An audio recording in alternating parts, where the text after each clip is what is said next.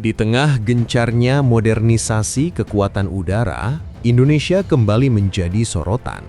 Setelah mengamankan jet tempur Rafale dari Prancis dan menimbang kedatangan F-15IX dari Amerika Serikat, kini perhatian publik tertuju pada langkah baru TNI Angkatan Udara. Jakarta dikabarkan melirik jet tempur canggih asal Tiongkok Chengdu J-10, sang Vigorous Dragon, yang dikenal lincah, modern, sekaligus mematikan. Apakah ini menjadi strategi Jitu Indonesia untuk memperkuat langit Nusantara atau justru membuka babak baru persaingan geopolitik di kawasan?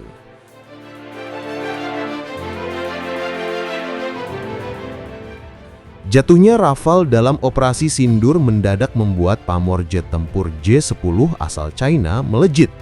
Akan tetapi, kemenangan dalam operasi Sindur tak serta-merta membuat pesawat yang sama terjamin keamanannya dari serangan negara lain. Dalam operasi tersebut seakan membuka jalan bagi Tiongkok untuk segera memasarkan J-10 ke kawasan Asia Tenggara. Indonesia bahkan disebut sebagai target utama, mengingat sebelumnya sudah mengakuisisi 42 unit Rafale.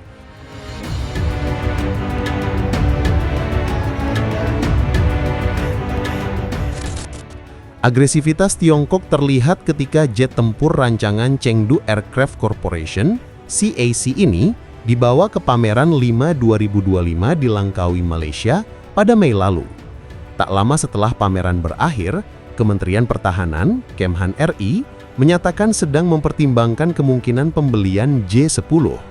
Wakil Menteri Pertahanan Doni Ermawan menanggapi rumor yang berkembang dengan menjelaskan bahwa tawaran pembelian muncul setelah Kepala Staf Angkatan Udara, Marsikal Tony Harjono, berkunjung ke Tiongkok. Saat itu, Tony melihat langsung pesawat tersebut dan ditawari untuk membeli. Menurut Doni, Indonesia adalah negara netral yang bisa membeli alutsista dari manapun. Kita tidak berpihak pada satu negara, tidak ada aliansi. Kita bisa mengambil sumber senjata dari negara manapun, termasuk China. Kalau memang bagus, memenuhi kriteria, apalagi harganya murah, kenapa tidak? Ujarnya. Hingga kini isu tersebut masih sebatas rumor, namun diskusi publik semakin menguat.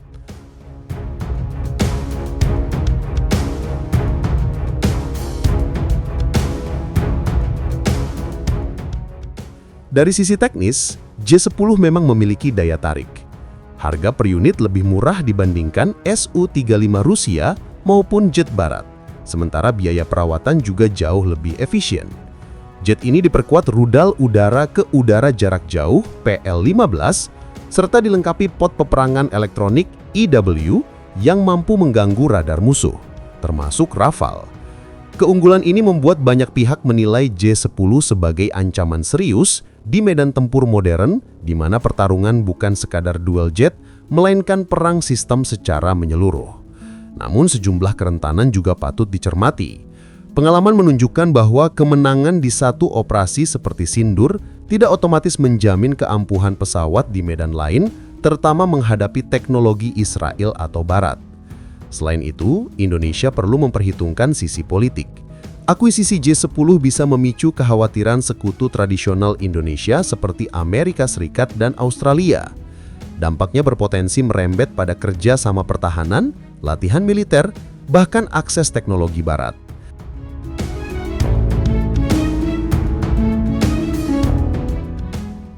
Ada pula isu tentang resiko backdoor pada perangkat elektronik Tiongkok yang kerap menimbulkan kekhawatiran intelijen.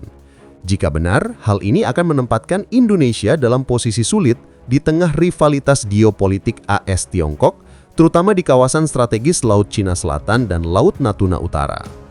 Dari sisi strategis, pengadaan J-10 berpotensi kontradiktif dengan langkah Indonesia membeli Rafale yang diproyeksikan menjaga stabilitas Selat Malaka dan Laut Natuna Utara.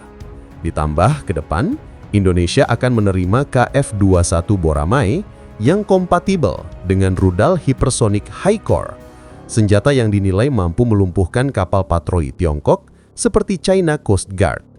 Jika J-10 ikut masuk, justru beresiko menambah dilema sebab Indonesia memiliki kepentingan mempertahankan zona ekonomi eksklusif atau ZEE yang diakui hukum internasional. Selain itu, ada persoalan logistik. TNI AU saat ini sudah mengoperasikan F-16, Sukhoi, Su-2730, dan akan menerima Rafale. Masuknya J-10 akan menambah kompleksitas pelatihan pilot, suku cadang, serta sistem persenjataan. Apalagi teknologi Tiongkok tidak sepenuhnya kompatibel dengan standar NATO atau Barat. Indonesia juga punya pengalaman pahit dengan ketergantungan suku cadang Rusia yang kerap terkendala embargo, dan situasi serupa bisa terjadi dengan Tiongkok.